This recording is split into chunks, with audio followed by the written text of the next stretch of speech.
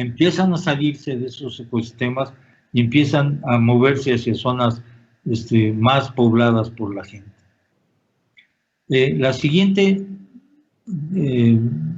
da una idea similar a lo que les he estado comentando. Todas las ecosistemas contienen especies responsables de la transmisión de enfermedades infecciosas. Esa pulga que ustedes vieron de 20 millones de años vivía en roedores de hace 20 millones de años, ¿no?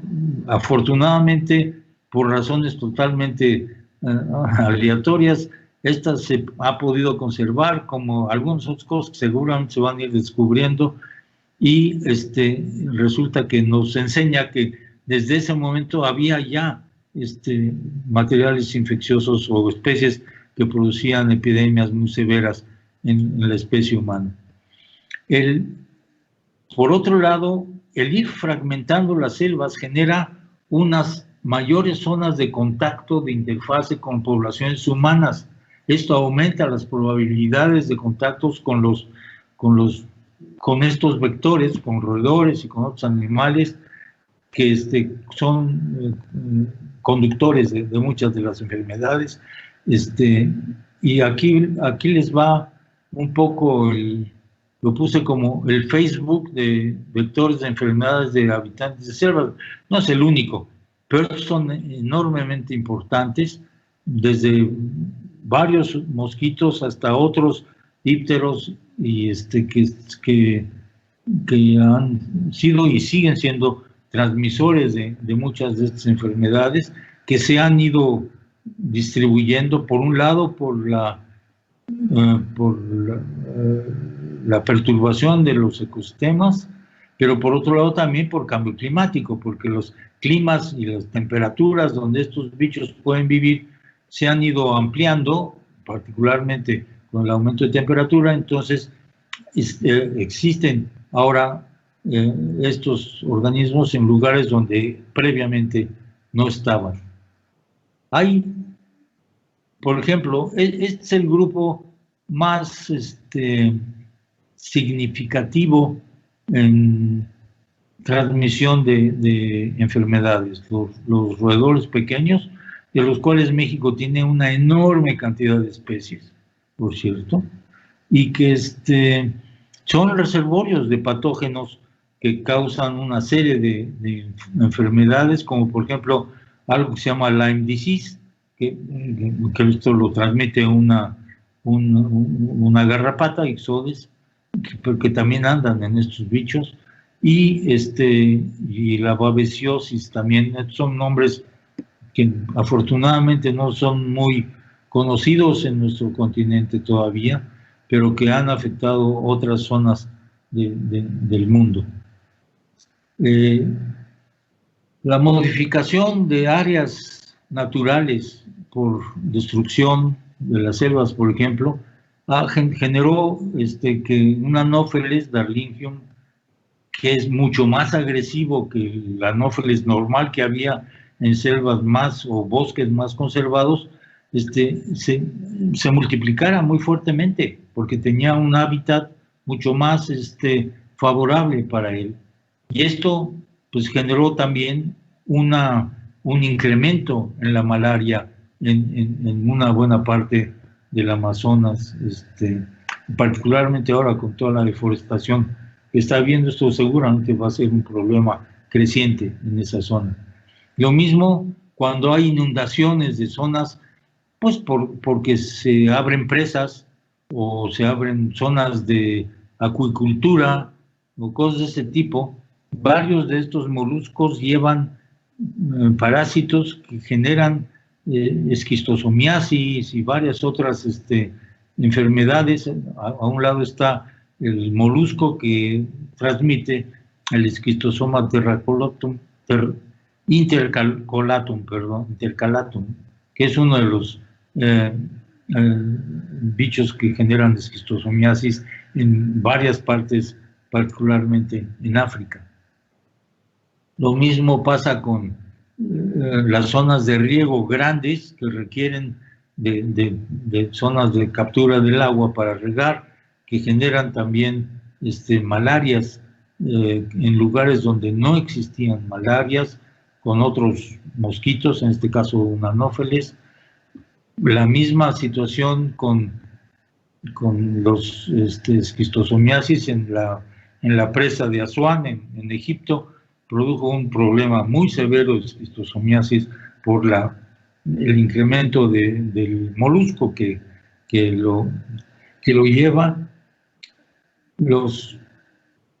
La mayor parte de estas enfermedades surgen de contagios de animales a humanos, directamente. Zonas selváticas a zonas no selváticas, y cuando empiezan a perder fuentes de alimentación, pues lo que pasa es que empiezan a buscar alimentos en las zonas donde hay huertos urbanos, huertos domésticos, y llegan ahí, comen ahí, defecan ahí, y entonces ahí empieza toda una serie de contaminación con cerdos, por ejemplo. Los cerdos después son comidos por la gente, porque se los tienen justamente como fuentes de proteína, y tienen, ¿cómo se llama?, contagio con encefalitis muy severa, con niveles de mortalidad en algunos casos realmente muy alta. Esto es una cosa que está ocurriendo mucho. Aquí se estuvo debatiendo mucho con el COVID, si esto era... los murciélagos jugaban un papel importante en esto. Puede ser, pero también otro de los asuntos que les voy a comentar en un momento más juega un papel muy importante, y que es el consumo de muchos de estos animales silvestres, que en realidad debieran ser dejados en paz, y recurrir a otro tipo de fuentes de proteína animal. Y aquí está el murciélago que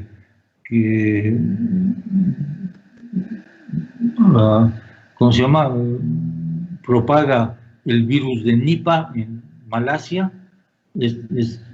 Está ahí el bicho a la derecha, ustedes lo pueden ver, y llegan a los lugares donde hay frutas, mangos en este caso, los comen, defecan ahí, y claro, estas son las zonas donde están los cerdos.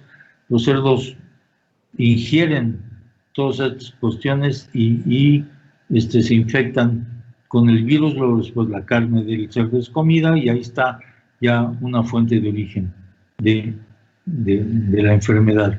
La siguiente nos da otros ejemplos: el SARS y el Ebola, que fueron importantes epidemias. Igualmente fueron llevados por murciélagos.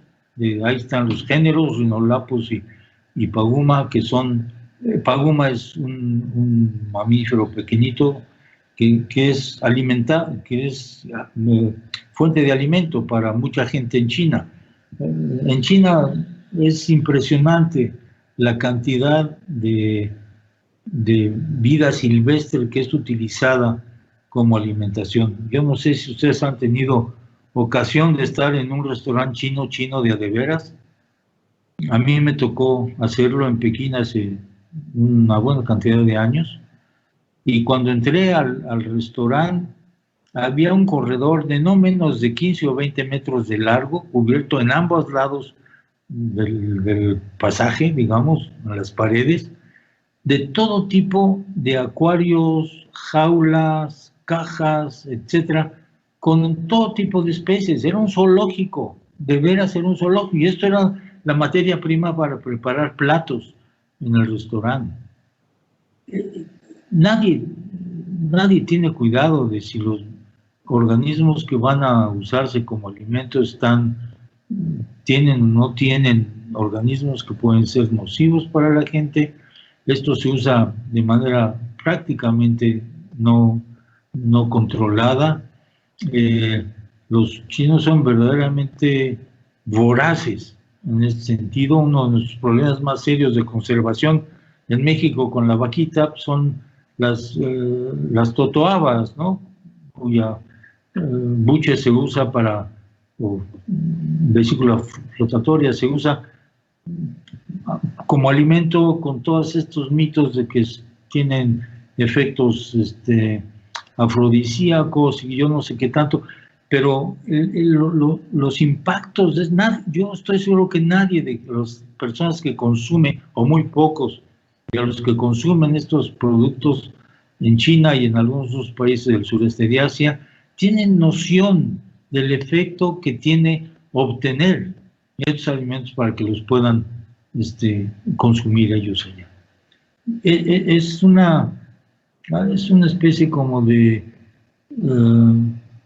¿cómo llamarle? De criminalidad ignorante, perdón que lo ponga de esta manera, o de daño ignorante, que de gente que no le importa con tal de satisfacer todo es un capricho, una cuestión de este tipo. Pueden demandar tener esto a precios altísimos, por cierto, y bueno, pues lo comen y no sé qué satisfacción deben tener alguna, pero el hecho es que los daños en la diversidad biológica, pero por otro lado en la salud humana, son realmente enormes. En la siguiente hay algunos ejemplos de los rinolocos, que era justamente el del Nipa, que estaba, del que les hablé. Algunos de ustedes no han visto muchas imágenes de estos probablemente. Y entramos ahora a las cuestiones de alimentos humanos en China, que son verdaderamente enormes. El pangolín parece ser uno de los elementos centrales de generación del coronavirus, pero todos estos animales tienen una enorme cantidad de microorganismos, algunos perfectamente inocuos, no pasa nada, nadie se entera, no ocurre nada, pero otros no. Nadie sabe esto, no hay una manera de decir, no, pues estas especies no, porque tienen sus problemas, esas especies pues no está mal, pero lo mejor sería es que las cultivaran y las tuvieran domesticadas, pero eso no está ocurriendo.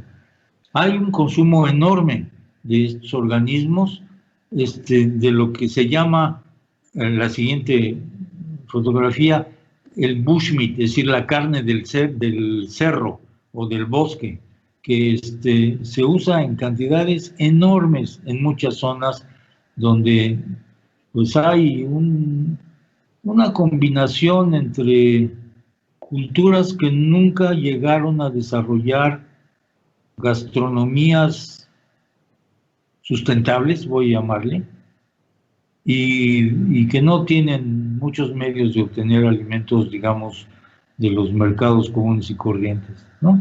Ahí hay algunos ejemplos de esto, desde chimpancés hasta que fueron portadores de un virus muy cercano al HIV humano, y que no sé, no se sabe muy claramente hasta qué grado el consumo de esto pudo haber sido la transferencia para HIV.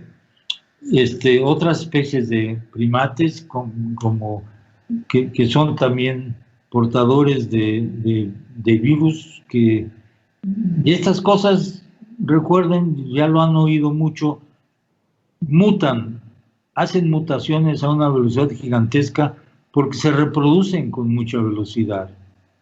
En unas cuantas horas hay varias generaciones de estos organismos, y las probabilidades aleatorias de que haya una mutación que produzca un nuevo organismo más resistente, más agresivo, están ahí presentes permanentemente.